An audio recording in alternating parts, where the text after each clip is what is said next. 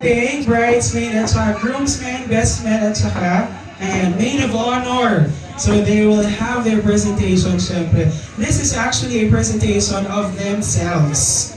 Alright? So, eto po ang nagagandahan at nagagwapuhan nating part ng entourage. Best man, maid of honor, bridesmaid, and groomsmen. Once again, wala ba kayong kamay dyan? Palakpakan naman natin ang ating bridesmaid and groomsmen, tsaka best man at maid of honor. This time, syempre, kailangan meron tayong grand entrance para sa ating couple.